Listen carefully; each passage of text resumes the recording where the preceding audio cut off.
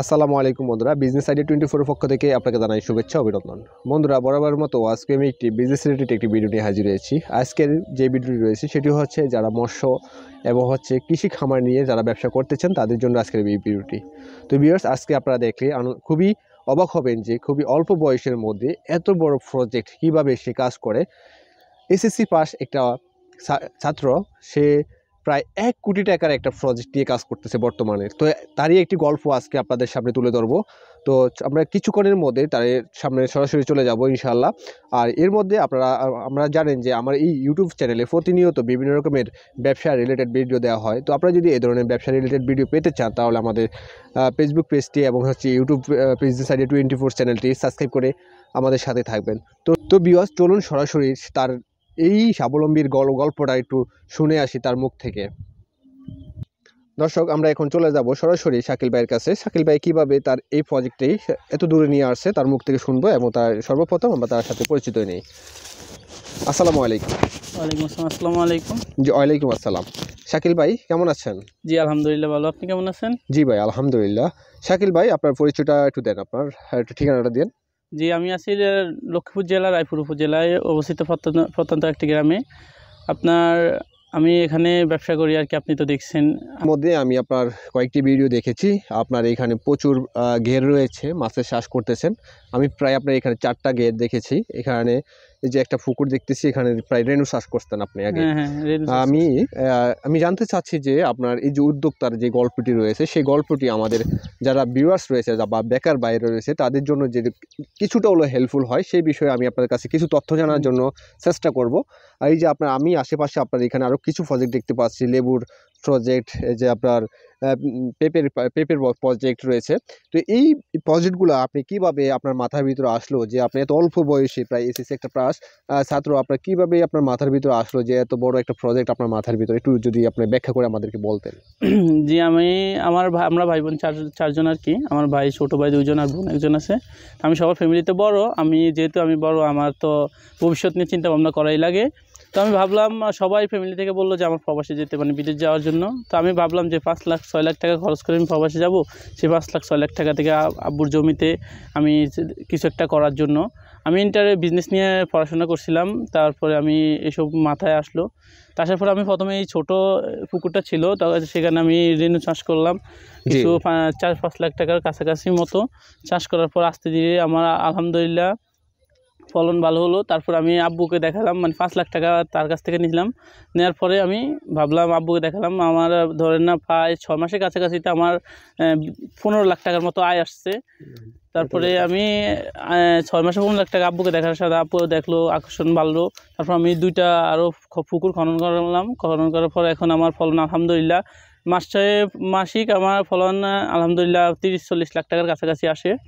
তা আমার মাছ এটার মধ্যে আমি রেনু চাষ করি বর্ষাকাল শেষ হলে। এখন আমার রেনু শেষ, তাই আমি ওগুলো দিতে পারলাম।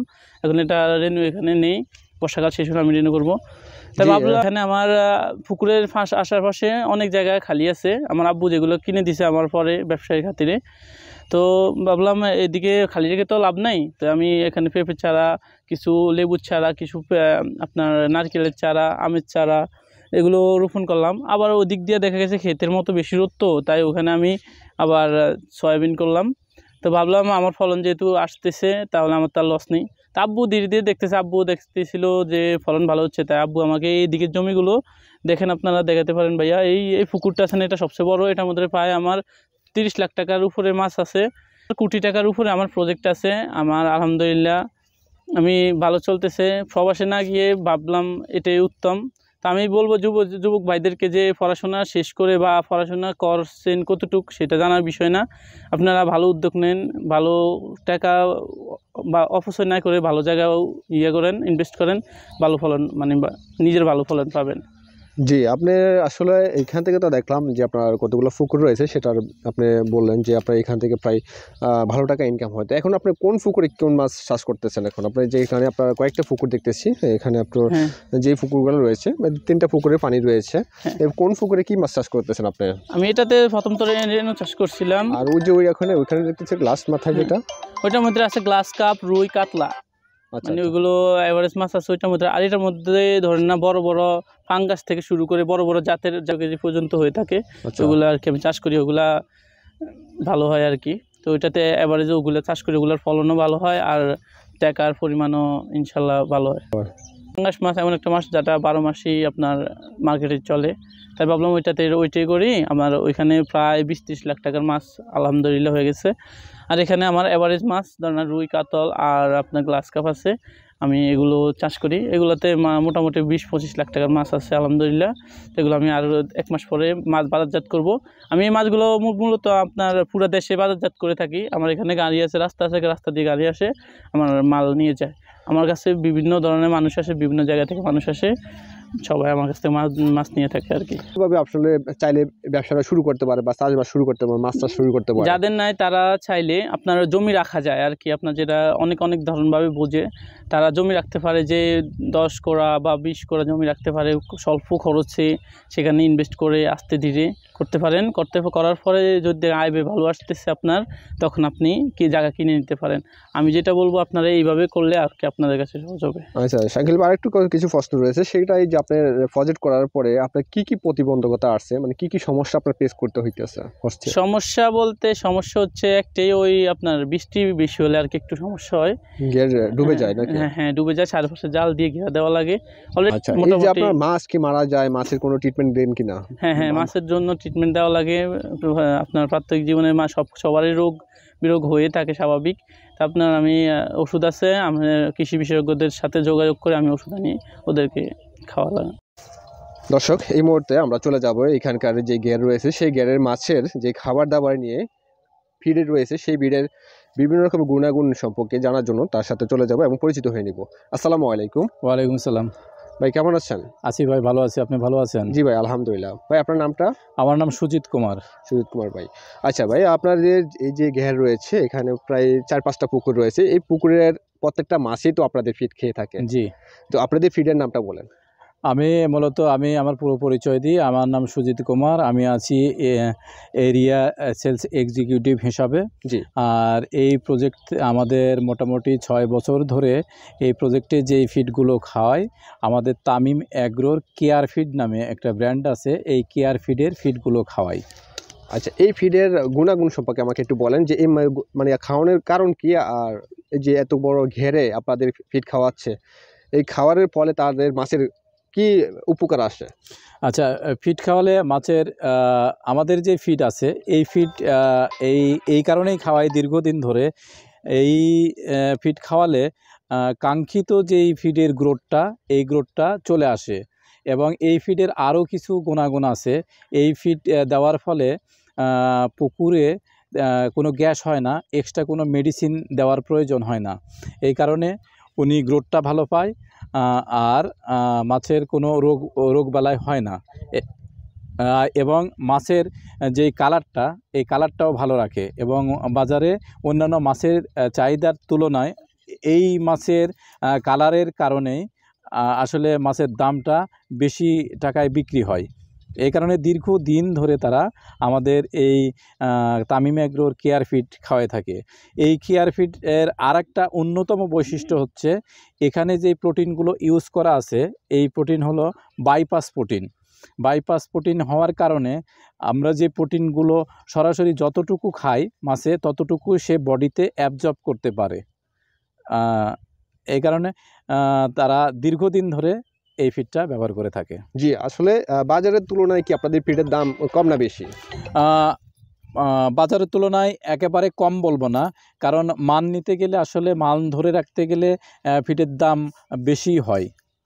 আর আমাদের ফিডের আরেকটা বৈশিষ্ট্য আছে সবচাইতে ভালো, যে বিশেষ করে ডোবা ফিডটা আমাদের আছে, মানে পানিতে দিলে এই ফিডটা খুব দ্রুত গলে না গলার কারণে কি হয়, মাছটা যে কোনো সময় এই ফিডটা খেতে পারে। আর এমন কিছু ফিড আছে বাজারে, যেগুলো আমরা পানিতে দিলাম, সঙ্গে সঙ্গে গলে গেল, মাছটা খেতে পারলো না। পাশাপাশি আপনার পানির যে গুণগত মান, এই গুণগত মানগুলো নষ্ট করে ফেলে, পানিতে গ্যাস হয়। আমাদের ফিডগুলো খাওয়ালে এই সমস্যাগুলো হবে না খামারির। আর যেহেতু আপনার এটা চলতেছে খুব গরম মৌসুমে আমরা কিছু খামারিদের বিশেষ কিছু পরামর্শ দিয়ে থাকি, কারণ এই গরম মৌসুমে মানুষের মতো মাছের কিছু স্ট্রোক হতে পারে, কিছু মাছ মারা যেতে পারে। সেই কারণে আমরা খামারিদের সবসময় বলি যে পানিটা একটু বেশি পরিমাণ রাখতে হবে, প্রয়োজনে পানিটা মাঝে মাঝে চেঞ্জ করতে হবে, পুকুরে যাতে গ্যাস না হয় সেই কারণে গ্যাস নিরসনের জন্য যে ওষুধগুলো আছে সেগুলো ব্যবহার করতে পারে, এবং কিছু হোড়া টানতে পারে। এগুলো করলে মাছগুলো সুস্থ থাকে। এবং পুকুরের মাঝখানে কৃত্রিম কোনো আভার ব্যবস্থা করা, যেখানে গিয়ে মাছগুলো আশ্রয় নেবে অধিক তাপে, এই পরামর্শগুলো আমরা দিয়ে থাকি।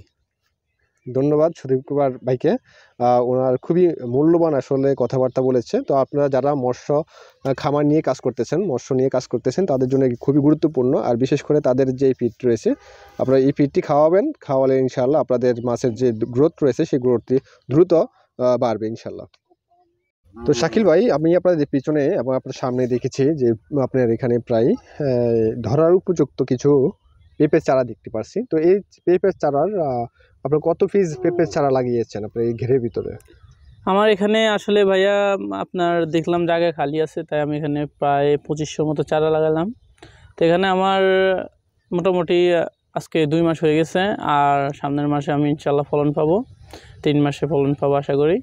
একটা পেঁপের চারা থেকে যদি আমি 5 কেজি করে ফলন পাই, আমার মান্থলি দেখা গেছে আমার প্রত্যেকটা পেঁপের চারাতে আমার 13,000 পেঁপে হয়। তারপর আমার দেখা গেছে এখানে আমারও 3 মাসে ইনকাম আসতেছে 1.5 লাখ টাকার কাছাকাছি। আর 3 মাস পরে এটা উইকলি আমি ইনকামটা পাবো, মানে প্রত্যেক সপ্তাহে ইনকামটা পাওয়া যায় আর কি, এই বিষয়গুলো আর কি। তো দর্শক, আপনারা বুঝতে পারছেন, আপনারা যারা বেকার রয়েছেন তারা চাইলেই কিন্তু আপনার গ্রামে বসে থেকেই আপনার চাইলে লাখ টাকা অবধি আপনি প্রায় আপনার ঘরে বসেই ইনকাম করা যায়। আপনি যেটা মনে করা যায় আপনার ঘরে বসে, আসলে আপনার আশেপাশে অসংখ্য জমি খালি রয়েছে, আপনি চাইলে আপনার এই যে পেঁপে চাষ, লেবু চাষ এবং হচ্ছে আপনার এই ধরনের মাছ চাষ করেই আপনি প্রায় প্রতি মাসে লাখ টাকা ইনকাম করতে পারবেন, এই আপনার একবার প্রত্যন্ত অঞ্চল থেকেও। এভাবেই একটা যুবক প্রায় এসএসসি পাস কমপ্লিট করেই আপনি যদি সে 1 কোটি টাকা প্রজেক্ট করতে পারে, আপনি চাইলে আপনি হাওলাত নিয়েও আপনি চাইলে এই ধরনের মৎস্য চাষ, এই ধরনের পেঁপে চাষ করতে পারেন। শুধুমাত্র আপনার প্রয়োজন একটি সুন্দর মনের, বসে না থেকে আপনি একটি প্ল্যানিং করুন, যাতে করে আপনি সহজে স্বাবলম্বী হতে পারেন, দেশকে স্বাবলম্বী করতে পারেন। তো ভিউয়ার্স, দেখা হবে নতুন কোনো উদ্যোক্তা নিয়ে, ততক্ষণে সবাই ভালো থাকবেন। Thank you for watching more video. Shakil ভাই, আল্লাহ হাফেজ। আল্লাহ হাফেজ।